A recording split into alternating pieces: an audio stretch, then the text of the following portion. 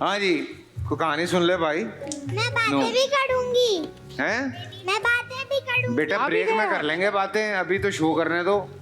नौनिहाल की जानिब से इतनी प्यारी प्यारी कहानियां आती हैं, लेकिन आपको वो कहानी याद है बचपन की? आजकल तो हम बहुत ज़्यादा कससुल अंबिया कर रहे हैं। मेरे ख्याल में बच्चों को जिस अंदाज में बताई जाती है वो बड़ी क्यूट होती हैं और सबक आमोज़ भी होती हैं। आइयो के तैमूर, बी केयरफुल बेटा। आ जाओ बैठ जाओ आराम से। आइयो के उसमें से कोई अगर कोई छोटी सी कोई याद हो।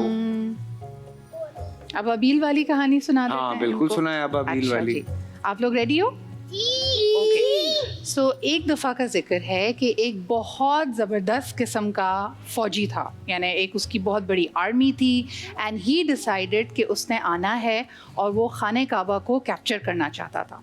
तो सारों ने कहा कि भाई ये कैसे हो सकता है, ये तो अल्लाह का घर है, आप यहाँ पे नहीं आ सकते। लेकिन वो एडमेंट था, उसने कहा नहीं मैं तो आऊँगा, और वो अपनी आर्मी लेके आ गया। आपको पता है उसकी आर्मी में कौन था?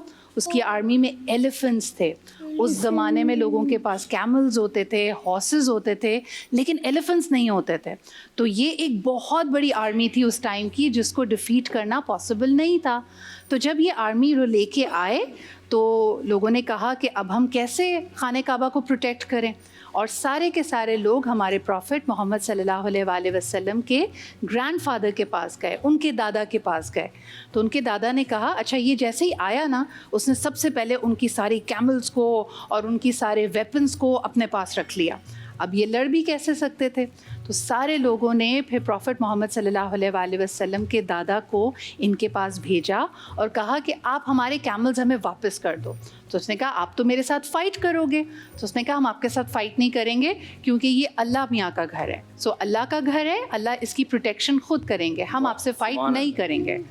तो फिर ये सारे के सारे एलिफेंट्स लेके ये आर्मी आगे बढ़ने लगी। जब ये आर्मी आगे बढ़ने लगी, लोगों ने कहा कि अब हम अल्लाह ताला के घर को कैसे प्रोटेक्ट करेंगे? तो आपको पता है फिर अल्लाह मियाँ ने क्या किया?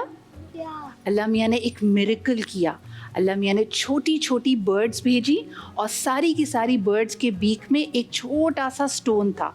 और वैसे देखने में तो हाथी कितना बड़ा होता है और कितना पावरफुल होता है, लेकिन फिर इन बर्ड्स ने जब एक साथ मिलकर, and that is a message for unity, एक साथ मिलकर उन पे ये छोटे छोटे स्टोन्स फेंकने शुरू किए, तो ये एलिफेंट्स की आर्मी बिल्कुल डिफीट हो गई।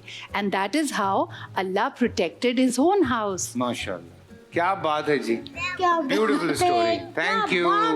Thank you. और आप तमाम बच्चों के साथ रूह अफ़ज़ा की जानिब से, नौनिहाल की जानिब से, फौजी की जानिब से गिफ्ट हैम्पर्स जाएंगे, आप लोग एंजॉय कीजिएगा।